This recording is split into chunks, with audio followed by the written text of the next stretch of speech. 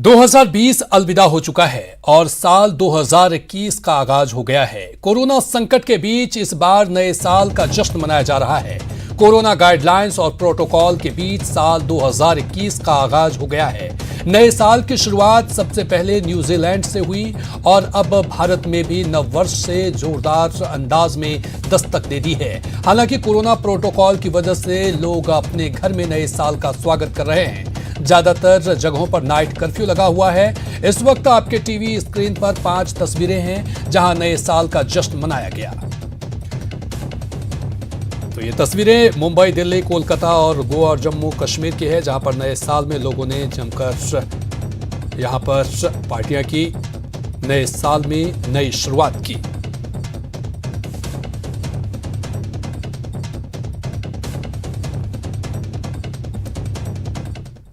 वहीं न्यूजीलैंड और ऑस्ट्रेलिया में नए साल का रंगारंग आगाज हुआ। आपके टीवी स्क्रीन पर 2 तस्वीरें हैं। पहली तस्वीर न्यूजीलैंड की है, जहां नए साल का सबसे पहला बड़ा इवेंट न्यूजीलैंड के ऑकलैंड में मनाया गया। यहां के स्काई टावर पर 5 मिनट की आतिशबाजी के साथ नए साल का स्वागत किया गया। तो दूसरी तस्वीर ऑस्ट्रेलिया की है, जहां सिडनी में आतिशबाजी के साथ नए साल का स्वागत हुआ।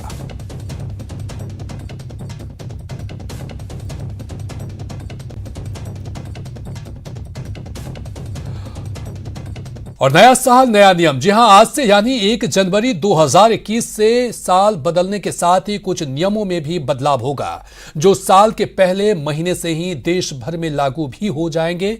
बैंक और बीमा के अलावा कई बड़े क्षेत्रों में बदलाव होने जा रहा है, जिसका सीधा असर आम आदमी की जिंदगी पर पड़ेगा। आइए जानते हैं साल के पहले दिन से कौन से बड़े बदलाव होने जा रहे हैं। तो सबसे पहले सरल बीमा जीवन बीमा स्कीम आज लॉन्च होगी। वहीं पर कारें, टू व्हीलर होंगे महंगे हो जाएंगे। गैस सिलेंडर की कीमत भी बदलेंगी। वहीं पर चेक से भुगतान करने के नियम में भी बदलाव देखने को मिलेगा।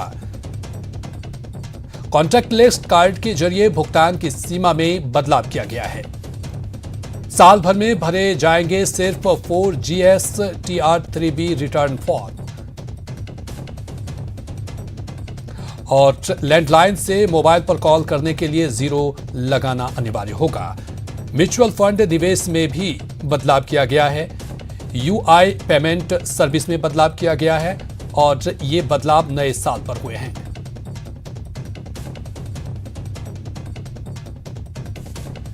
और नए साल पर प्रधानमंत्री मोदी का ट्वीट सामने आया है। ट्वीट कर देशवासियों को शुभकामनाएं दी है उन्होंने। सभी को नए साल 2021 की शुभकामनाएं, अच्छे, स्वस्थ और समृद्धि की उन्होंने कामना की है। तो ट्वीट के जरिए प्रधानमंत्री ने नए साल की शुभकामनाएं दी है देशवासियों को। उन्होंने लिखा कि नए साल पर देशवासियों को शुभकामनाएं और नया साल अच्छे स्वास्थ्य और समृद्धि के साथ आशा और कल्याण की भावना प्रबल हो।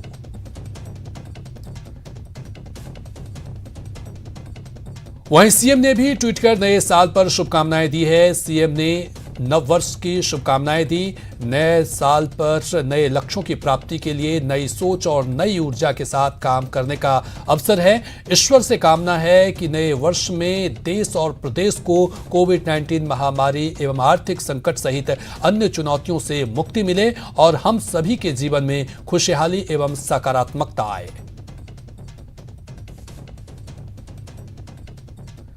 वहीं सचिन पायलट ने भी ट्वीट कर नए साल की शुभकामनाएं दी। नववर्ष के शुभ अवसर पर समस्त देश एवं प्रदेशवासियों को हार्दिक शुभकामनाएं। मैं कामना करता हूं कि नववर्ष 2021 आप सभी के लिए मंगलमय हो एवं आप एक नवीन ऊर्जा और दृढ़ संकल्प के साथ लक्ष्य प्राप्ति करते हुए प्रगति पथ पर सदैव अग्रसर रहें।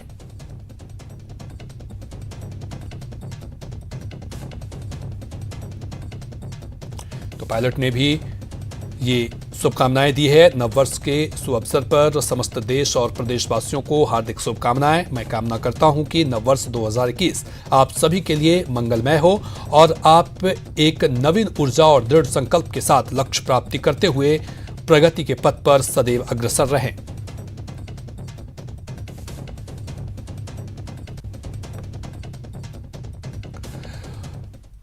और बड़ी खबर ये सामने आ रही है कि कोरोना वैक्सीन को लेकर के एक खबर है। राजधानी में 4 जगहों पर होगा ड्राई रन, 4 अस्पतालों में होगा ड्राई रन। जेके लोन मणिपाल में ड्राई रन होगा, वहीं मणिपार्क पीएससी और अचरोल सीएससी पर कल ड्राई रन होगा।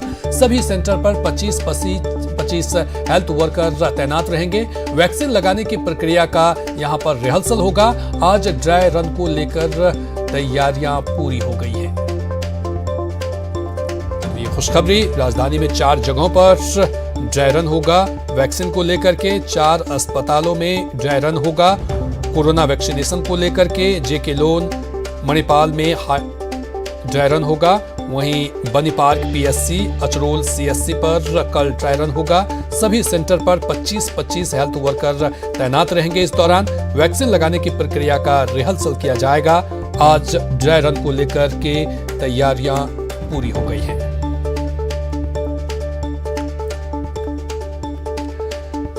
साल 2021 में प्रदेशवासियों को बड़ी सौगात मिलने वाली है। जी हां, एसएमएस अस्पताल में सुपर स्पेशलिटी सेंटर जल्द शुरू होने वाला है। 7 मंजिला सुपर स्पेशलिटी सेंटर का काम अंतिम चरण में है। इस सेंटर में एक ही छत के नीचे जो है यूरोलॉजी, नेफ्रोलॉजी और गैस्ट्रोएंट्रोलॉजी के मरीजों को इलाज मिल पाएगा। सुपर स्पेशलिटी सेंटर का जायजा लिया हमारे संवाददाता सौरभ गृहस्थी ने। प्रदेशवासियों के लिए बड़ी सौगात लेकर आने वाला है। प्रदेश के सबसे बड़े एसएमएस अस्पताल में सुपर स्पेशलिटी ब्लॉक जो है वो बनकर लगभग तैयार हो चुका है। 200 करोड़ रुपए की लागत से बन रहा है ये सेंटर। फरवरी के अंत तक लगभग पूरा हो जाएगा। और सबसे खास बात यह है कि इस सेंटर में तमाम तरह की स्पेशलिटी के काम जो हैं वो हो पाएंगे। यूरोलॉजी, नेफ्रोलॉजी और गैस्ट्रोएंट्रोलॉजी से जुड़ी तमाम सुविधाएं जो हैं वो इस विंग में मिल पाएंगी। 300 बेड का ये जो है वो अस्पताल है। 7 मंजिला इस बिल्डिंग का काम लगभग पूरा हो चुका है। और ख़ास बात यह है कि तमाम तरह के जो ट्रांसप्लांट हैं वो भी अब इसी सेंटर में हो पाएंगे। इस सेंटर को पास में ही जो ट्रॉमा सेंटर है एसएमएस अस्पताल का, उससे भी जोड़ा जाएगा। और अत्याधुनिक इसमें ऑपरेशन थिएटर होंगे, आईसीयू होंगे और तमाम तरह के उपकरण जो हैं वो यहाँ पर अत्याधुनिक होने वाले हैं। इस सेंटर के लिए केंद्र सरकार ने 120 करोड़ रुपए दिए हैं, जबकि राज्य सरकार ने 80 करोड़ रुपए इस भवन को बनाने के लिए दिए हैं। और जिस प्रकार की जानकारी मिल रही है कि बहुत तेज़ी से ये काम हो रहा है और बताया जा रहा है कि फरवरी के अंत तक ये काम पूरा हो जाएगा और जल्द ही इसकी शुरुआत भी जो है वो होने जा रही है। लेकिन क्योंकि तमाम जो स्पेशलिटी के विंग है जो एक ही सेंटर में मिल जाएंगे, इस लिहाज से मरीजों के लिए ये बहुत बड़ी सौगात होने वाली है। कैमरा पर्सन घनश्याम के साथ सौरभ गृहस्थी, न्यूज़ 18 राजस्थान, जयपुर। उधर उदयपुर में स्मार्ट सिटी के कार्यों के तहत नए साल में कई बड़ी सौगात मिलने वाली है। जी हां, उसी के तहत कुम्हारों का भट्टा पर फ्लाईओवर के रूप में शहर को बड़ी सौगात मिलेगी। 19 करोड़ रुपए की लागत से कुम्हारों के भट्टे पर फ्लाईओवर बनने का कार्य शुरू हुआ है। मुख्यमंत्री अशोक गहलोत ने ऑनलाइन शिलान्यास के मार्फत इस कार्य का आगाज किया। यह फ्लाईओवर 610 मीटर लंबा होगा, तो वहीं 12 मीटर चौड़ा और 5.5 मीटर लंबा बनाया जाएगा। इसके बनने के बाद कुम्हारों के भट्टे पर लगने वाले ट्रैफिक जाम से लोगों को निजात मिलेगी। उदयपुर से जानकारी दे रहे हैं न्यूज़ 18 संवाददाता कपिल श्रीमाली।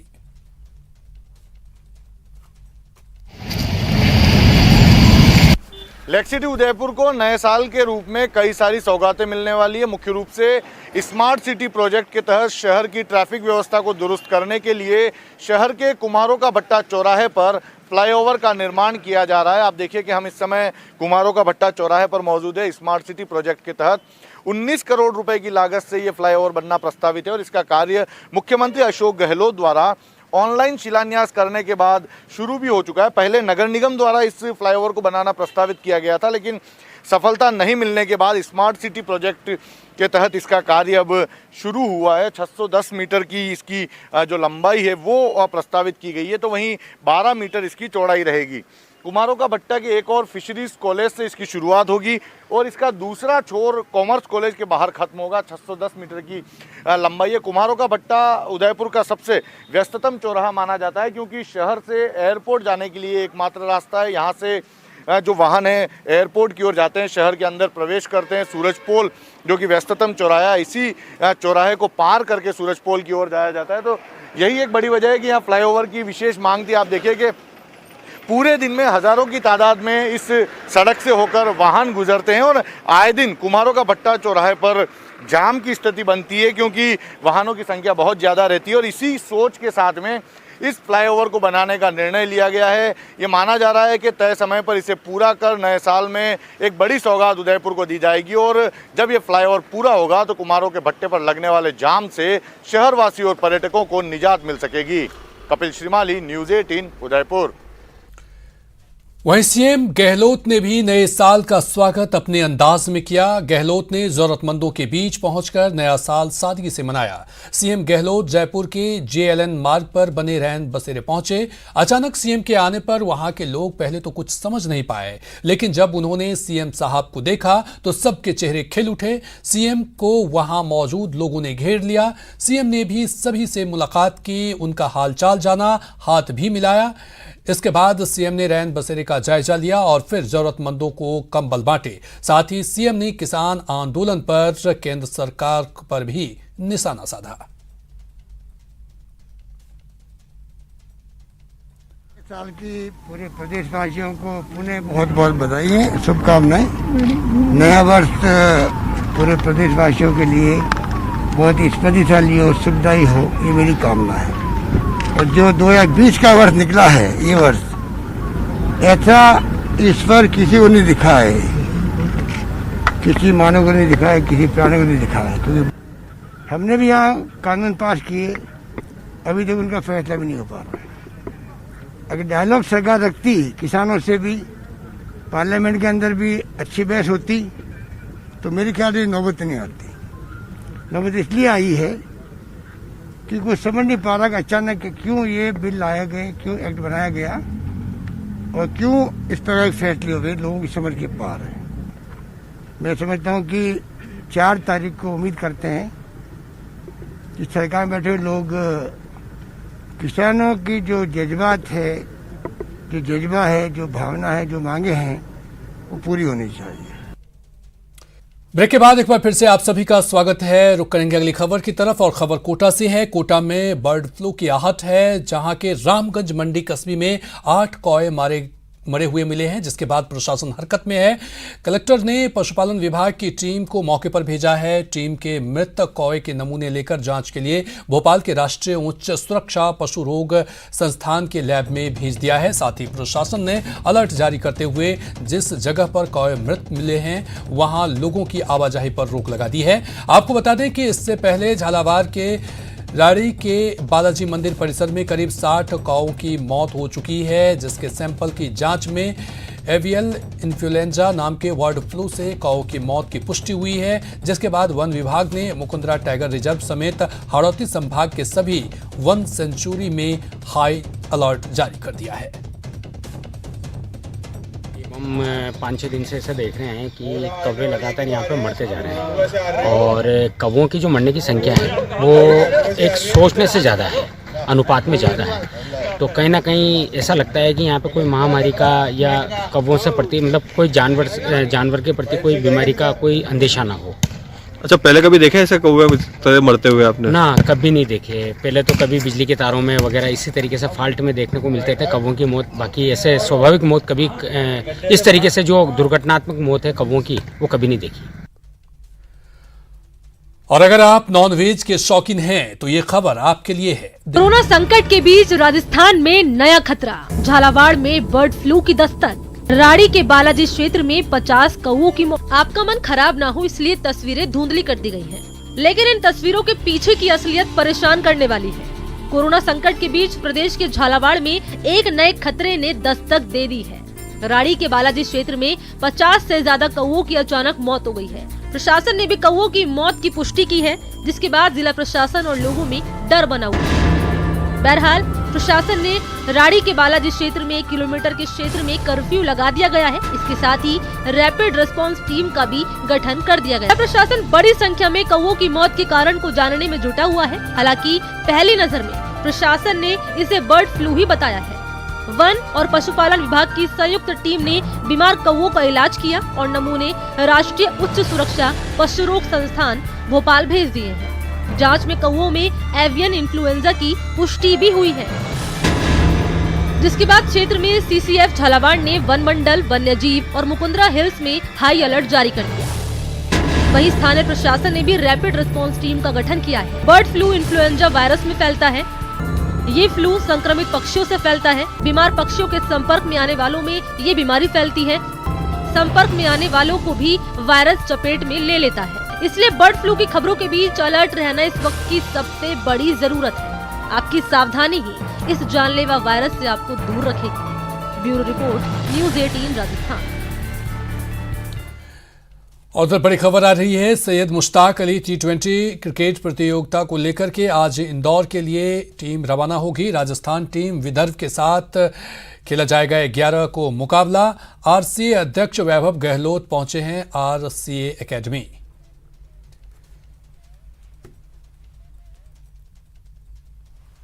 तो सैयद मुश्ताक अली T20 क्रिकेट प्रतियोगिता को लेकर के RCA अध्यक्ष वैभव गहलोत RCA एकेडमी पहुंचे हैं। आने वाला साल भी आपके लिए क्या लेके आए।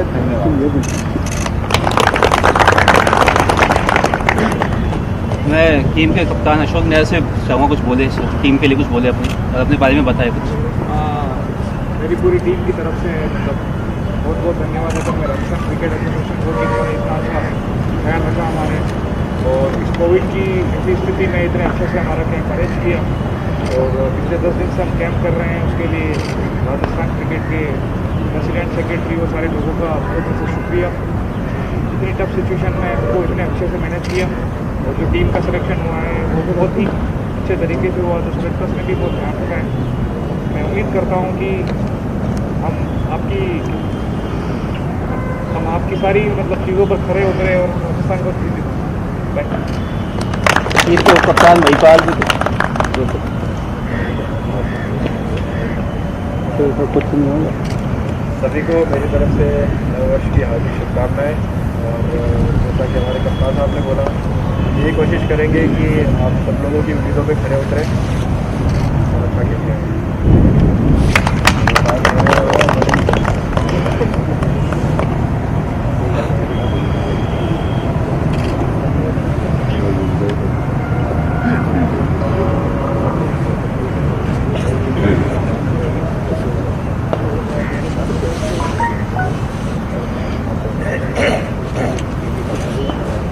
ये तस्वीरें हम आपको दिखा रहे हैं कि RSC की, जहां पर अध्यक्ष वैभव गहलोत पहुंचे हुए हैं टीम के कप्तान के साथ अशोक मिनारी आए हैं, 11 का मुकाबला। प्रेसिडेंट साहब और पूरी टीम आपके स्वागत करें। वाइस कैप्टन और कोच भी आज ज़्यादा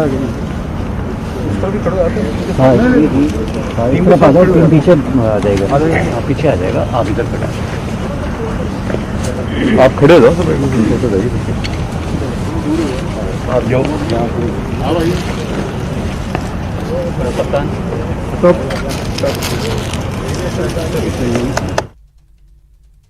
चलिए और अधिक जानकारी के साथ महेश हमारे साथ जुड़ चुके हैं। महेश, सैयद मुश्ताक अली T20 प्रतियोगिता को लेकर के आज इंदौर के लिए रवाना होगी राजस्थान टीम, क्या कुछ जानकारी इस बाबत?